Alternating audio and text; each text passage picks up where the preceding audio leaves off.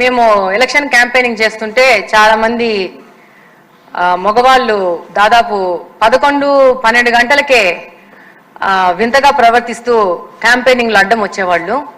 మేమందరం తమాషాగా అనుకునే వాళ్ళం, జే ట్యాక్స్ కట్టారు, ఇప్పుడే జే ట్యాక్స్ కట్టొచ్చేసాడని చెప్పేసి. ఈ క్రమంలో క్యాంపెయినింగ్లో వెళ్తుంటే ఒక మహిళను కలవడం జరిగింది. అమ్మ, తెలుగుదేశం పార్టీకి ఓటేయండి అని చెప్పేసి మేము వాళ్ళకి విజ్ఞప్తి చేసుకుంటే, తెలుగుదేశం పార్టీకి కాకపోతే దేనికేస్తానమ్మా అని చెప్పింది. ఏమమ్మా అంత ఖచ్చితంగా చెప్తున్నావంటే, వాలంటీర్లు వచ్చారు, వైసీపీకి ఓటేయమన్నారు, లేదు అని అంటే ఎందుకే ఇవ్వు, నీకు 1,05,000 డబ్బులు ఇచ్చాం కదా, నీవెందుకే ఇవ్వని అడిగారంట.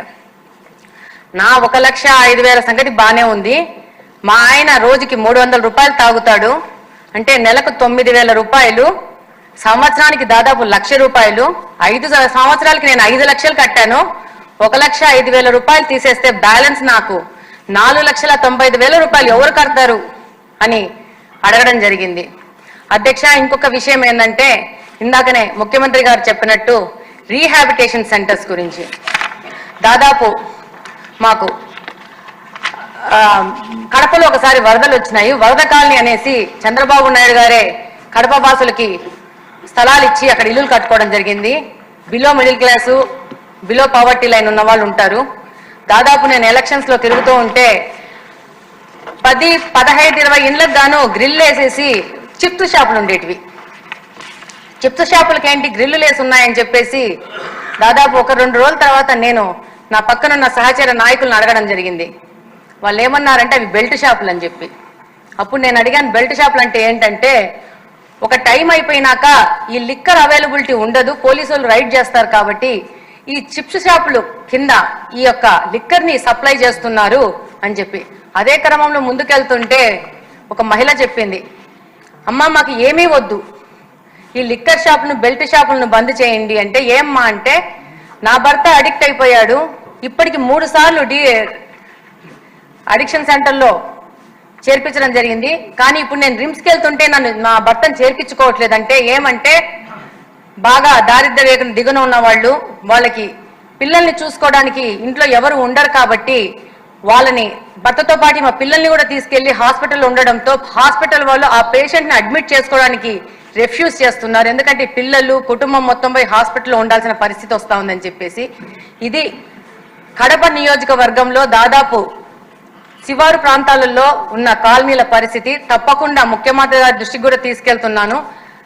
ఈ యొక్క సిచ్యువేషన్కి ఈ యొక్క శివారు ప్రాంతాలలో ఈ లిక్కర్ కానీ గాంజా, యంగ్స్టర్స్ ఎక్కువ గాంజా ఇప్పుడు 5-6 గంటలకి పాడుబడిన ప్లేసెస్లో, అంటే కాలేజ్కి మాకు ఆర్ట్స్ కాలేజ్ అని ఉంటుంది, దాని పక్కన అన్యూజ్డ్ బిల్డింగ్స్ ఉంటాయి, 6 గంటలకే మొదలు పెడుతున్నారు. నిన్ననే ఒక వారం రోజుల క్రితం కలెక్టర్ గారిని కూడా కలిసి ఈ విషయం చెప్పడం జరిగింది. మహిళలు మా ముందుకు వచ్చి చెప్తున్నారు, ఈ పాదవన్న బంగ్లాలో గాంజా సేకరించి వాళ్ళు రాత్రిపూట వచ్చి, మాకు కడపలో ముఖ్యంగా మీకు అందరికీ తెలిసి ఉంటుంది, ఎక్కువ కువైట్ సౌదీకి వెళ్తూ ఉంటారు. కొంచెం మైనారిటీ పాపులేషన్ ఎక్కువ ఉండడం వల్ల భార్యలను పిల్లల్ని వదిలేసేసి కువైట్కు సౌదీకి వెళ్తుంటారు. వీళ్ళు మహిళలు పిల్లల్ని పెట్టుకొని చదివించుకుంటూ ఒంటరిగా ఉంటారు. 2017వ సంవత్సరంలో సపరేషన్ అయిపోయాక మాకు నిఘా వ్యవస్థ లేకుండా పోయింది కడపలో. అప్పుడు మా హస్బెండ్ శ్రీనివాసరెడ్డి గారు తన సొంత నిధులు వినియోగించి సీసీ కెమెరాలు పెట్టడం జరిగింది. అప్పుడు పరిస్థితి అది, మనకు తెలుగుదేశం గవర్నమెంటే ఉండింది అప్పుడు. కానీ ఈ రోజు పరిస్థితి ఏంటంటే, కడపలో ప్రతి ఒక్క ఇండివిజువల్ హౌస్ కూడా కెమెరాలు పెట్టుకుంటారు, 4-4, 5-5. ఎందుకు అంటే గాంజా సేకరించి ఈ యొక్క మత్తు పదార్థాలకు బానిసలైన వాళ్ళు వచ్చి ఇళ్లలో అటాక్ చేస్తున్నారు. ఈ బైకులలో వచ్చే పెట్రోల్ని తీసుకొని గుడ్డకు నానబెట్టేసి అది స్మెల్ చూసుకుంటారంట. అండ్ దెన్ బైకులు చోరీ చేస్తున్నారు. ఆడవాళ్ళు ఉంటే వాళ్ళ డోర్లు కొట్టేసేసి వాళ్ళని అటాక్ చేయడం. ఒకవేళ పోలీసులకు కంప్లైంట్ చేస్తే, పోలీసులు ఒకవేళ వాళ్ళని అరెస్ట్ చేస్తే ఆ నెక్స్ట్ డే నుంచి దాడులు అధికమవుతాయి.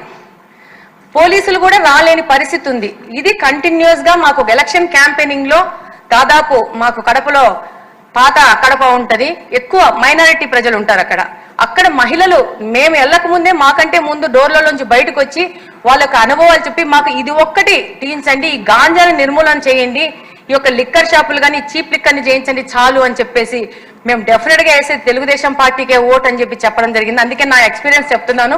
లిక్కర్ దాని గురించి నాకు పెద్ద ఎక్స్పీరియన్స్ లేదు. నా యొక్క క్యాంపెయినింగ్ లో నేను ఫేస్ చేసిన వాటిని మీ దృష్టికి తీసుకొస్తున్నాను. థ్యాంక్ యూ అధ్యక్ష.